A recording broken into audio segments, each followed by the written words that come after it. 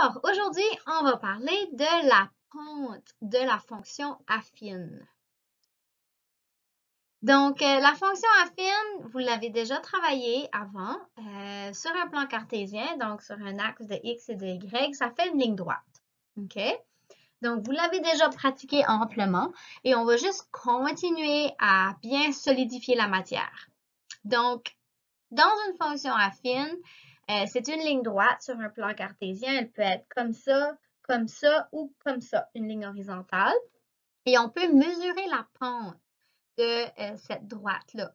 La pente veut dire comment est inclinée, comment elle monte ou qu'elle descend. OK? C'est ça qu'on parle de l'inclinaison. Plus la pente va être grande, plus ma fonction affine va se lever debout comme ça. Et plus la pente est petite, plus ma fonction affine, ma ligne droite, va se coucher comme ça. OK? Alors, si tu regardes l'exemple qui est ici, donc ici, on peut voir que ma ligne droite est quand même assez basse. Donc, la pente est moins inclinée. La valeur va être plus petite. Ça va être une petite pente. Comme ici, ça dit que c'est une pente de 1/5. Alors que si ma droite est un peu plus debout, elle est plus inclinée, donc la valeur de la pente est plus grande. Ici, la pente est 2. Et on utilise la lettre M pour la pente. Alors, pour calculer la pente, tout ce que ça nous prend une petite formule. Donc, M, n'oubliez pas, M veut dire la pente. Je vais essayer d'écrire ça là. M veut dire la pente. Et ce que ça nous prend deux coordonnées, donc 2 points sur ma fonction. Ça nous prend une coordonnée 1, qui est nommée par x1, y1, et une coordonnée 2 avec son x et son y. Fait que là, je vais aller vous montrer les étapes pour calculer la pente. Et aussi, on va voir des exemples. Donc, les étapes pour calculer la pente pour faire ton calcul. Première des choses, il faut que tu trouves 2 coordonnées sur ta droite. Et tu vas les écrire, OK? Avec une parenthèse comme ça. Et n'oublie pas qu'au début, c'est tout le temps la valeur de x. Et la deuxième, c'est la valeur de y. Tu vas faire la même chose avec une autre coordonnée, un autre point sur ton plan cartésien. X, Y. Donc, tu vas identifier et écrire tes 2 coordonnées sur ta pente. Puis là, tu vas décider de nommer une de ces coordonnées-là la numéro 1 et une de ces coordonnées-là la numéro 2. Puis ça ne dérange pas quelle tu mets 1, quelle tu mets 2. Fait qu'on va dire que celle-là, c'est numéro 1 et celle-là, c'est numéro 2. Une fois que tu as choisi ta coordonnée 1 et ta coordonnée 2, tu vas aller dans ta coordonnée 1, puis tu vas rajouter ton x1 et ton y1 parce que c'est le x de la coordonnée 1 et c'est le y de la coordonnée 1. Excusez. Ensuite de ça, tu vas aller dans la coordonnée 2, OK, ici, puis tu vas dire ça c'est mon x2 et ça c'est mon y2. Fait que là, voyez-vous, on a les 4 éléments qui nous prenaient dans notre formule. M égale y2 moins y1 divisé par x2 moins x1. Une fois que tu as fait ça, tu vas aller justement dans ta formule, tu vas remplacer chaque lettre à la bonne place.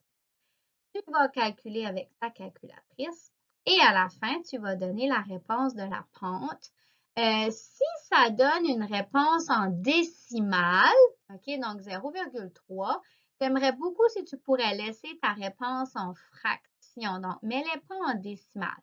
Mais si tu la mets en décimale, c'est bien aussi. Fait que là, on va voir le signe de la pente. OK? Donc, la pente, elle peut être positive, négative ou neutre. Un des trois. Alors, quand la pente est positive, elle pointe vers la droite. Donc, ça pointe vers ta droite. OK? Quand la pente est négative, ça pointe vers la gauche.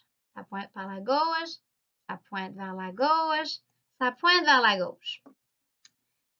Et vous l'aurez peut-être deviné que la pente neutre ou nul ou 0, ça donne une ligne horizontale, donc une ligne plate, comme ça, sur ton plan cartésien. Donc ça, c'est une pente de 0, une pente nulle ou on peut dire une pente neutre, OK, dépendant le vocabulaire que tu utilises.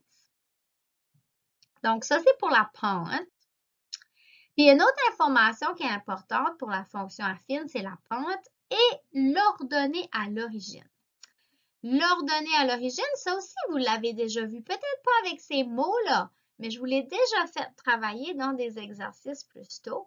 Donc, c'est que tu dois me donner une coordonnée. Quand le x est 0, tu vas chercher quelle est la valeur de y. OK? Donc, quelle est la valeur de y quand le x est 0? Puis, tu écris ça sous forme de coordonnées. Donc, tu mets tes deux parenthèses. Ton x, il est 0. Puis, tu vas trouver le y, c'est quoi? Fait que là, je vais faire deux exemples avec vous sur PowerPoint. Et ensuite de ça, je vais faire un exemple sur papier aussi. OK, bon, voici nos exemples. Donc, on a notre plan cartésien ici, OK, avec notre axe DY, notre axe DX. Rappelle-toi, la première étape, c'est de trouver deux coordonnées. Essaye tout le temps de prendre des coordonnées qui sont très précises, mais pas des 2.3 de 2.5. Essaye de trouver des vraies coordonnées. Ça fait qu'ici, moi, j'ai trouvé la coordonnée 2, 2 et celle-ci ici. Donc, elle est en plein sur un X de 2 et un Y de 2. Puis, mon autre coordonnée, c'est 0, négatif 4. Regarde, si tu regardes ici, 0, négatif 4. Et voilà, c'est directement là-dessus. Donc, mon X est 0, alors que mon Y est négatif 4. Là, je vais effacer ça, là, pour qu'on puisse voir. Je vais juste remettre deux petits points comme ça. Donc, ça, c'est mes deux coordonnées que j'ai utilisées. J'aurais pu utiliser aussi elle d'en haut ici, qui est la coordonnée 4, 8. OK? Mais ça ne dérange pas, tant que tu en choisis deux. Ensuite de ça, deuxième étape, tu vas aller en choisir une qui va être la coordonnée 1, puis l'autre qui va être la coordonnée 2. Ça ne dérange pas. Ça fait, moi, j'ai choisi que la 2, 2, c'était la coordonnée numéro 1. J'ai choisi que la 0, négatif 4, c'est la coordonnée numéro 2. Bon. Ensuite de ça, troisième étape. Il faut que tu vas dans ta coordonnée 1 et tu identifies ton x1 puis ton y1. Ma coordonnée 1, c'était 2, 2. Alors, ça devient mon x1, le x de la coordonnée 1. Et ça devient mon y1. Ça veut dire c'est le y de ma coordonnée 1. Quatrième étape, je fais un peu la même chose, mais cette fois-ci avec la coordonnée numéro 2. Donc, ma 2, j'avais décidé que c'était 0, négatif 4. Alors, le 0, c'est mon x de la coordonnée 2. Et le négatif 4, c'est le y de ma coordonnée 2. Ça fait que là, je viens d'identifier mon x1, mon y1, mon x2, mon y2. C'est mes 4 informations que j'ai besoin pour remplacer dans ma formule de la pente. OK, ma prochaine étape. OK, alors l'étape numéro 5, je vais écrire ma formule. Donc, m égale y2 moins y1 divisé par x2 moins x1. Donc, j'écris ça. Et ensuite, je peux remplacer. OK, regarde bien. Ton premier que je cherche, c'est mon y2. C'était quel, mon y2? C'était lui. Alors, j'écris négatif 4 dans mon équation. Ensuite de ça, dans mon équation, j'ai une soustraction. Fait que je mets ma soustraction. Moins. Et là, je cherche mon y1 qui était juste là. C'est 2. Alors, j'écris 2. Et ensuite, je divise. Alors, je mets ma division. Et je continue avec x2. Alors, mon x2, on l'avait identifié dans la coordonnée juste là, c'était 0. Alors, j'ai écrit 0. Dans mon équation, j'ai une soustraction. Alors, je mets ma soustraction là. Et je vais chercher mon x1 qui était ici 2. Alors, moins 2. Et là, je mets égal. Et là, je calcule à la calculatrice. Négatif 4 moins 2, ça fait négatif 6. À la calculatrice, je continue. 0 moins 2, ça fait négatif 2. Et si à ma calculatrice, je fais négatif 6 divisé par négatif 2, ça me donne 3. Alors, la réponse, la pente est 3. Et aussi, je veux que vous me donniez leurs données à l'origine. Fait que là, tu regardes sur ton plan cartésien. Quand mon x est 0, quel est le y? C'est négatif 4. Le voyez-vous ici? Négatif 4. Alors, j'écris ça sous forme de coordonnées. Leurs données à l'origine, c'est quand le x est 0, mon y est négatif 4. Alors, ça, c'est un exemple. Prochain exemple. Exemple numéro 2. On va faire exactement toutes les mêmes étapes. Première étape, choisir deux coordonnées qui sont exactement précises. Alors, si je regarde sur mon plan cartésien, quelle que j'ai? Ah, j'ai celle-ci qui est exactement dans le milieu. J'ai celle-là. Puis, j'en vois pas d'autres. Alors, c'est celle-là que j'ai utilisée ici. Alors, celle-là, mon x est négatif 4 et mon y est 6. Alors, ça, c'est celle-là que j'ai écrit là. Et ici, mon x est 4 et mon y est 4. Alors, j'ai écrit mes deux coordonnées. Ensuite de ça, étape numéro 2, je vais choisir une coordonnée numéro 1, une coordonnée numéro 2. J'ai choisi de mettre négatif 4, 6, ma coordonnée numéro 1, et 4, 4, ma coordonnée numéro 2. Ensuite, je continue en allant identifier mes x et mes y dans chaque coordonnée. Ça fait que dans ma coordonnée 1, qui était négatif 4, 6, j'ai été identifié mon x1 qui est négatif 4 et mon y1 qui est 6. Ensuite, je suis allée dans ma coordonnée numéro 2 qui était 4, 4 et j'ai identifié mon x2 qui était 4 et mon y2 qui était 4. J'ai fait les étapes 3 et les étapes 4. Ensuite de ça, je vais aller écrire ma formule et remplacer dans ma formule. Alors, ma formule, c'est m égale y2 moins y1 divisé par x2 moins x1. Je vais aller chercher chacune de mes informations. Alors, le y2, il était là, c'était 4. Alors, 4. J'ai une soustraction dans ma formule. Et mon y1, il était ici, c'est 6. Alors, j'écris 6. Je divise ensuite de ça. Et là, je vais chercher mon x2, qui est juste ici, qui est 4. 4. Ensuite de ça, j'ai une soustraction dans ma formule. Et là, je vais aller chercher mon x1. Et mon x1, il est négatif 4. Alors, j'écris négatif 4. Et là, je calcule ça. OK? Alors, je vais faire 4 moins 6, qui fait négatif 2. Je vais faire à la calculatrice 4 moins négatif 4. Et ça, ça me donne positif 8. Si je divise ça, OK, à la calculatrice, ça me donne négatif 0,25. Une décimale. Donc, ce que je vais faire, c'est que je vais garder ma fraction. OK, je vais garder ça. Mais je vais regarder avec ma calculatrice si ça se simplifie. Et ça se simplifie à négatif 1/4. Fait que là, je peux aller écrire ma réponse, OK, qui est négatif 1/4. Et finalement, si je veux trouver l'ordonnée à l'origine, je regarde quand mon x est 0 ici, c'est où que ma fonction affine, que ma ligne touche l'axe des y, c'est juste ici. Voyez-vous là? Entre le 4 et le 6. Donc, probablement que c'est à 5. OK? Entre le 4 et le 6, c'est 5. Donc, j'écris ça sous forme de coordonnées avec mes parenthèses. Quand le x est 0, le y est 5. Alors, voilà. Et là, je vous donne un autre exemple, mais à la main. OK. Alors, ici, on va faire un exemple de comment calculer la pente et trouver l'ordonnée à l'origine. Donc, voici votre plan cartésien, l'axe des y, l'axe des x.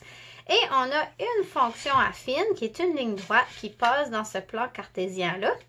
Je sais que vous ne voyez peut-être pas très bien le papier quadrillé parce qu'il est fait à la main au crayon, mais on peut quand même y travailler.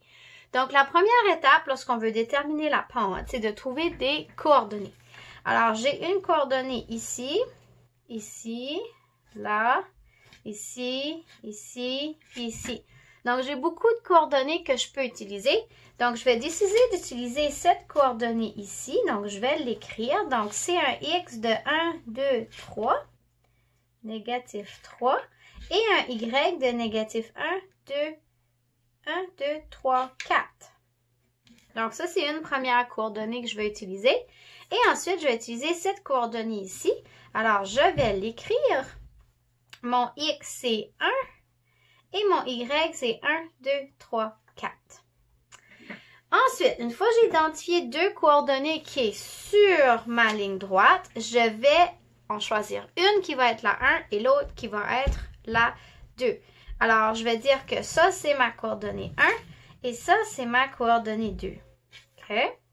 Ça ne dérange pas, tu aurais pu décider de mettre L1 et L2, ça ne dérange pas. À long terme, ça va donner la même réponse. Je vais dans ma coordonnée numéro 1 et je vais marquer x1 qui est 1 et y1 qui va être 4. Puis je vais faire la même chose dans ma coordonnée 2, x2 qui est mon négatif 3 et y2 qui est mon négatif 4. Ensuite, je suis rendue à la prochaine étape qui est écrire ma formule et remplacer. Alors, la pente M égale y2 moins y1 sur x2 moins x1. Alors, la pente égale, là, il faut que je trouve mon y2. Donc, dans ma coordonnée 2, quel était le y2? C'était négatif 4. Moins, et mon y1, c'était dans ma coordonnée 1, c'est 4. Sur, divisé par x2, donc le x de ma coordonnée 2, c'est négatif 3. Dans ma formule, j'ai une soustraction et je vais aller chercher mon x1, ici, qui est 1. Alors, je vais calculer le numérateur. Négatif 4 moins 4, ça fait négatif 8. Et négatif 3 moins 1, ça fait négatif 4. Et si tu divises ça à la calculatrice, ça fait positif 2. Alors, tu écris ta réponse. La pente est 2. Ensuite de ça, pour savoir l'ordonnée à l'origine, tu vas sur ton axe des x, tu trouves le x de 0 qui est directement sur mon axe des y. Puis je veux voir à quel endroit sur cet axe-là que ma fonction touche. Fait que ma fonction touche ici à 1, 2. Alors, quand le x est 0, mon y est 2. Alors, voilà l'exemple à la main pour calculer la pente et trouver l'ordonnée à l'origine.